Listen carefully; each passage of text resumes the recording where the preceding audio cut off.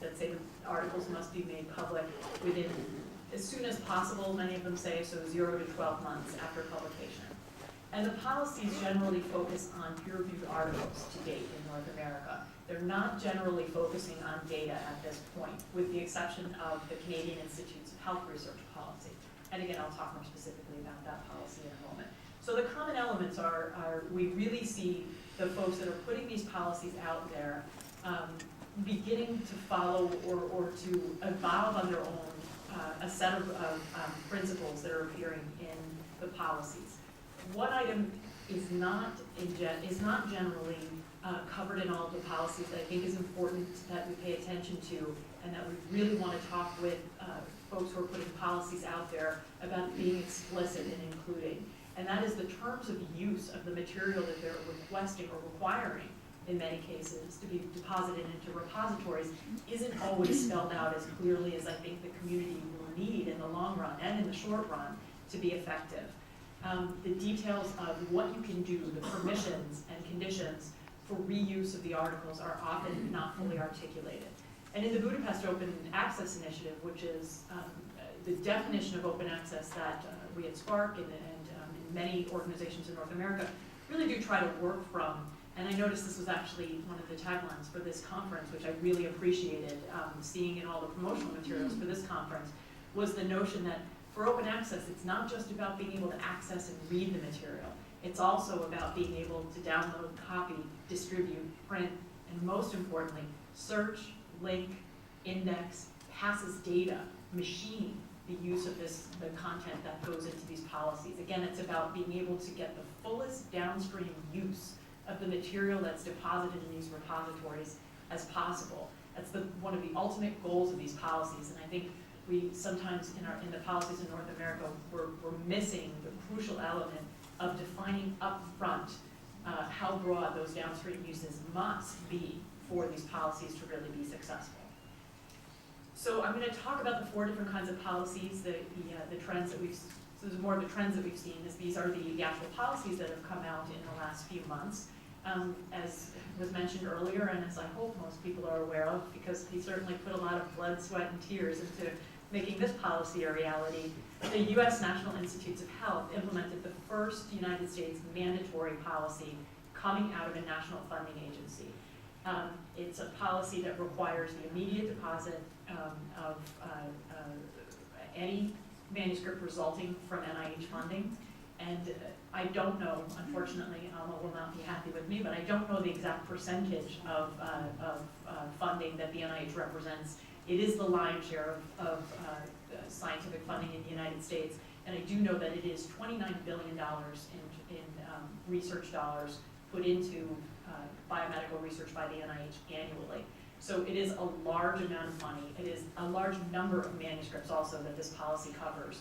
The NIH estimates that about 80,000 articles per year are generated from NIH-funded research. So this is the big one in terms of policies in the U.S. It is the policy that we have been working the hardest to try to put on the books.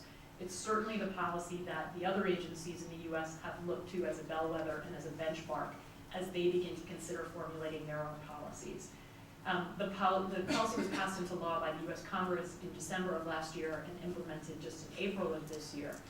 I want to reiterate another thing that Alma said that I don't have a slide on, but that the NIH actually has a wonderful graph that illustrates, which is the NIH policy was in place as a voluntary policy with a request to the community for 3 years.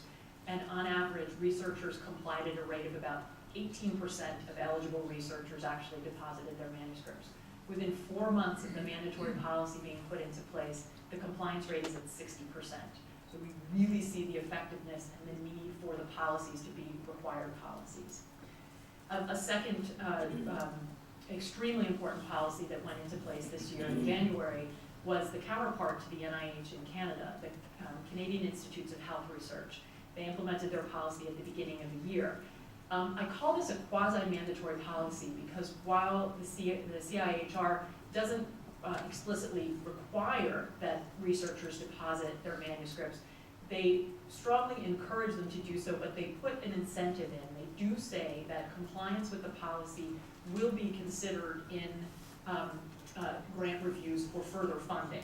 So there is a consequence to the action. It's not just we would like you to do it, but if you don't, we kind of throw up our hands and say, you know, let the chips fall where they may. CIHR very much put in a consequence for non-compliance. They are also, I think, exemplary in one way over the NIH policy in that they require access no later than 6 months. I think the 12-month embargo period in the NIH is a very, very long embargo period for biomedical information in particular. One of the other things that the CIHR policy does that's different than the NIH policy is that they do also accept publication in Gold Road open access journals as a substitute for deposit in a repository. So it's a little bit more broad in terms of how you can comply with the policy than the NIH policy. The two very important policies, two policies that were developed, I can tell you, very much at the same time, with the principals of both agencies actually talking to one another.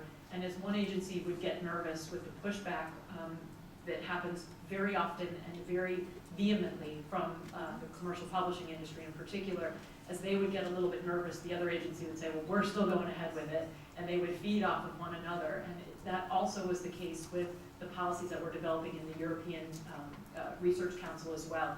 There's very much a sense of every agency watching what the other one is doing and really taking courage that, okay, this is the direction that the world is going in, and that if we don't do this, we're going to be left behind.